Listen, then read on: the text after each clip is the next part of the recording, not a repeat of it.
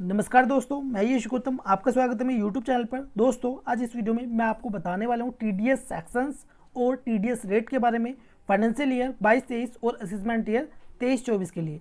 तो दोस्तों, कुछ सेक्शंस हमारे नए आए हैं और मैंने इस वीडियो में जो हमारे सबसे इम्पोर्टेंट सेक्शन हैं वो मैंने इंक्लूड किए हैं, ठीक है। और कुछ हमारे टीडीएस रेट हैं जिनमें बदलाव हुआ है, तो वो क्या क्या चेंजेस हुए हैं तो आगे इस वीडियो में मैं आपको बताऊँगा। इसलिए आपको इस वीडियो को स्किप नहीं करना है और इस वीडियो को लास्ट तक आपको जरूर देखना है। इस वीडियो को स्टार्ट करने से पहले यदि आपने मेरे चैनल अभी तक सब्सक्राइब नहीं किया तो प्लीज़ सब्सक्राइब कर दीजिए, वीडियो को लाइक कर दीजिए ऐसी बेनिफिशियल वीडियोस के लिए। और आप इस शीट को डाउनलोड करना चाहते हैं तो लिंक मैंने डिस्क्रिप्शन में दिया हुआ है, आप इस शीट को भी डाउनलोड कर सकते हैं। तो हमारा सबसे पहला जो सेक्शन है वो है 192, ये होता है पेमेंट ऑफ सैलरी।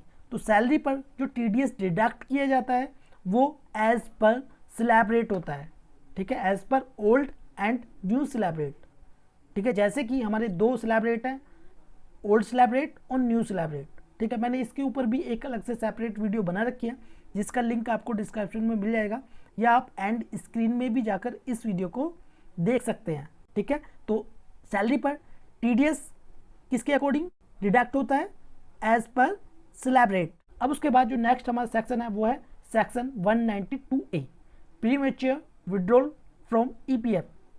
यदि ईपीएफ विड्रॉल करते हैं और पीएफ की अमाउंट 50,000 या उससे अधिक है तो 10% टीडीएस डिडक्ट होता है, ठीक है। पीएफ की अमाउंट यदि हम विड्रॉल करते हैं, पीएफ को विड्रॉल करते हैं और उसकी अमाउंट 50,000 या 50,000 से ज़्यादा है तो 10% टीडीएस डिडक्ट होता है, ठीक है। फिर उसके बाद है नेक्स्ट सेक्शन है हमारा 193, ये है इंटरेस्ट ऑन सिक्योरिटीज़, ठीक है। तो इसमें कट ऑफ है 2500 रुपये और 10% टीडीएस डिडक्ट होता है। अब उसके बाद जो नेक्स्ट हमारा सेक्शन है वो है 194, ये है डिविडेंड का सेक्शन और इसकी जो कट ऑफ है वो है 5,000 रुपये, 5,000 या उससे अधिक पर 10% टीडीएस डिडक्ट होता है। हमारा जो नेक्स्ट सेक्शन है वो है 194A, ठीक है। इसमें सबसे पहले interest on bank deposit, post office deposit और बैंकिंग को सोसाइटी डिपॉजिट, यानी कि कुल मिलाकर जो इंटरेस्ट बनता है हमारा, चाहे वो बैंक एफडी हो, चाहे हमारे पोस्ट ऑफिस डिपॉजिट हो, चाहे वो बैंकिंग को सोसाइटी डिपॉजिट हो, तो किसी भी प्रकार का इंटरेस्ट हो किससे रिलेटेड, बैंक से, पोस्ट ऑफिस से और बैंकिंग को सोसाइटी से, ठीक है, होना चाहिए इंटरेस्ट सिर्फ और सिर्फ डिपॉजिट का, ठीक है। तो उसके लिए जो 60 साल से नीचे है उनकी जो कट ऑफ है वो है 40,000 रुपये। यदि इंटरेस्ट बनता है एफडी पर 40,000 या 40,000 से अधिक तो उस पर 10% टीडीएस डिडक्ट होता है, ठीक है। 40,000 से नीचे है तो टीडीएस डिडक्ट नहीं होगा, ठीक है। फिर उसके बाद है फॉर सीनियर सिटीजन।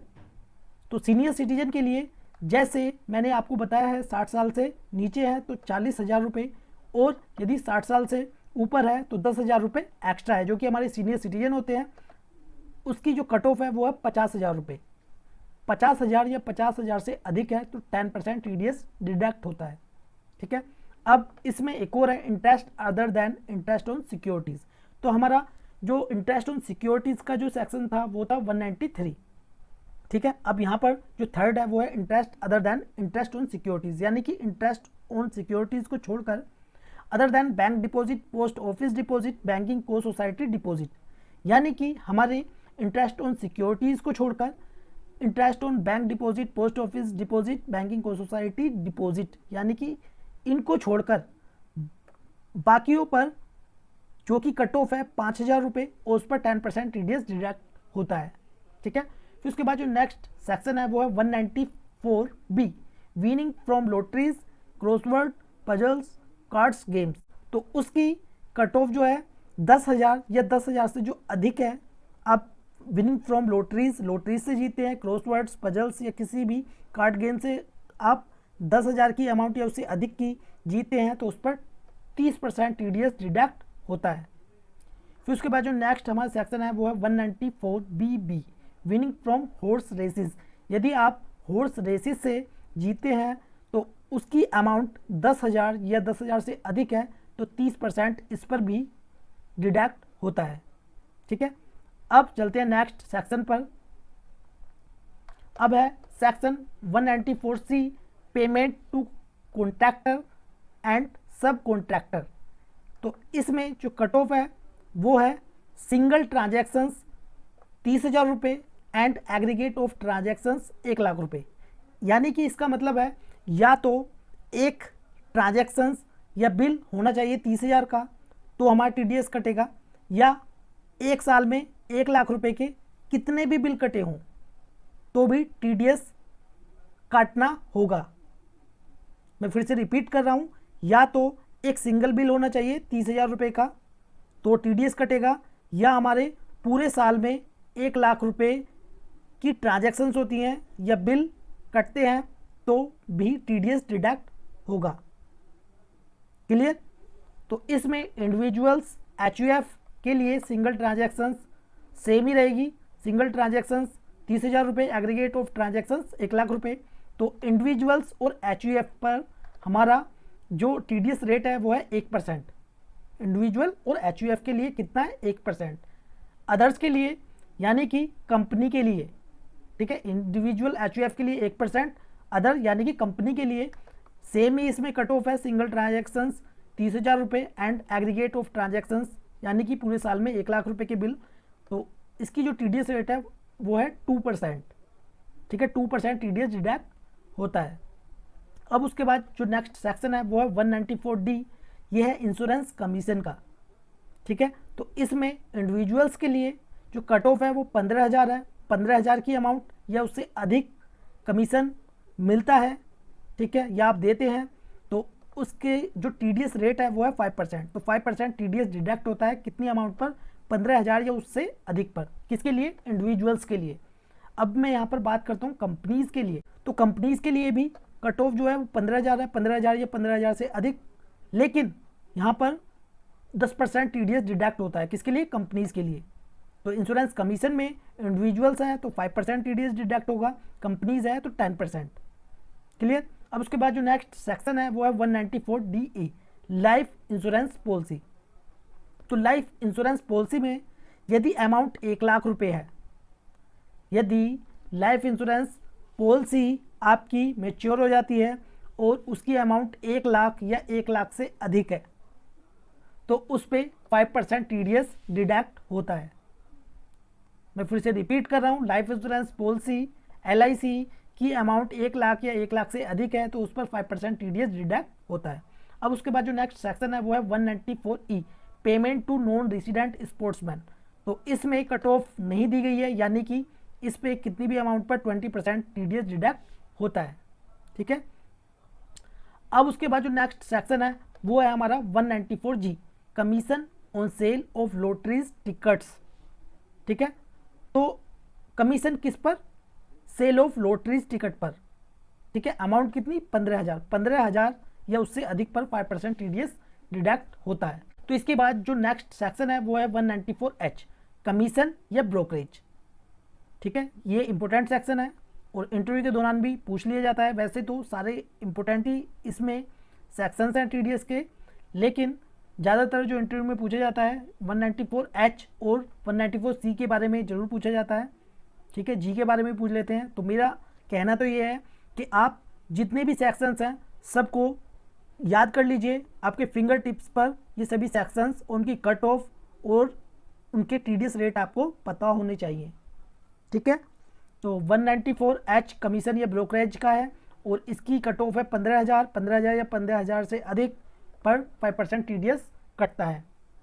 अब उसके बाद जो नेक्स्ट हमारा सेक्शन है वो है 194I जो कि हमारा रेंट का सेक्शन होता है, ठीक है, ये भी इम्पोर्टेंट है। तो रेंट का सेक्शन कौन सा होता है? 194I। तो इसमें प्लांट एंड मशीनरी का जो रेंट है उसकी कट ऑफ है 2,40,000 रुपये। प्लांट और मशीनरी पर TDS डिडक्ट होता है 2%, ठीक है। कट ऑफ कितनी है? 2,40,000। TDS कितना कटता है? 2%, यदि हम प्लांट और मशीनरी रेंट पर लेते हैं या देते हैं रेंट पर। अब उसके बाद लैंड एंड बिल्डिंग और फर्नीचर और फिटिंग्स। यहाँ पर जो ऊपर जो थी वो प्लांट एंड मशीनरी थी, अब यहाँ पर है लैंड एंड बिल्डिंग और फर्नीचर और फिटिंग्स। को यदि आप रेंट पे लेते हैं या रेंट पर देते हैं तो सेम ही इसकी कट ऑफ है 2,40,000 रुपये, और इस पर जो TDS कटता है वो यहाँ पर TDS रेट चेंज हो गया, 10% TDS कटेगा किस पर, लैंड एंड बिल्डिंग और फर्नीचर और फिटिंग्स पर। क्लियर। अब उसके बाद नेक्स्ट जो हमारा सेक्शन है वो है 194IA, payment on transfer of certain immovable property other than agriculture land, यानी कि एग्रीकल्चर लैंड को छोड़कर, ठीक है, कोई इमूवेबल प्रॉपर्टी है और उसकी अमाउंट है 50 लाख या 50 लाख से अधिक, तो उस पर कितना TDS कटता है, 1%। ठीक है। अब उसके बाद जो नेक्स्ट हमारा सेक्शन है वो है 194IB, payment of rent by individual और HUF not liable to tax audit. तो इस पर 50,000 पर मंथ इसमें दिया हुआ है और TDS डिडक्ट कितना होगा, 5%। किसको, payment of rent by individuals और HUF not liable to tax audit. जब इंडिविजुअल और HUF के द्वारा रेंट की पेमेंट की जाती है और वो टैक्स ऑडिट के लायबल नहीं होता है तो उसकी कट ऑफ है 50,000 पर मंथ, उस पर 5% TDS कटता है। बाद जो नेक्स्ट सेक्शन है वो इम्पोर्टेंट सेक्शन है जो कि है 194G, fee for technical services और कॉल सेंटर्स। तो टेक्निकल सर्विसेज की जो फ़ी है, ठीक है, जो सर्विस प्रोवाइड करते हैं, ठीक है, कॉल सेंटर्स, तो इनकी जो कट ऑफ है वो है 30,000 पर एनम, यानी कि 30,000 पूरा ईयरली, 30,000 ईयरली है तो या उससे अधिक है तो 2% TDS डिडक्ट होता है किस पर, टेक्निकल सर्विसेज और कॉल सेंटर्स पर। अब उसके बाद फ़ी फॉर प्रोफेशनल्स, जो प्रोफेशनल्स होते हैं उसकी जो फ़ी होती है उसकी भी सेम ही यहाँ पर कट ऑफ है 30,000 पर एनम, 30,000 पर एनम, यानी कि 30,000 से अधिक भी है या 30,000 भी है तो भी 10% TDS डिडक्ट होता है। नेक्स्ट जो सेक्शन है वो है 194N, cash withdrawal during the previous year from one और मोर अकाउंट। ठीक है, तो आपने कैश विड्रॉल किया है ड्यूरिंग द प्रीवियस ईयर, एक अकाउंट या एक से अधिक अकाउंट हो। मैं फिर से रिपीट कर रहा हूँ, चाहे आपका एक अकाउंट हो चाहे आपके 5 अकाउंट हो, तो ओवरऑल यदि आप कैश विड्रॉल करते हैं कितनी अमाउंट, 1 करोड़, 1 करोड़ से अधिक या 1 करोड़ विड्रॉल करते हैं तो 2% TDS डिडक्ट होता है। ठीक है, किस पर, कैश विड्रॉल पर।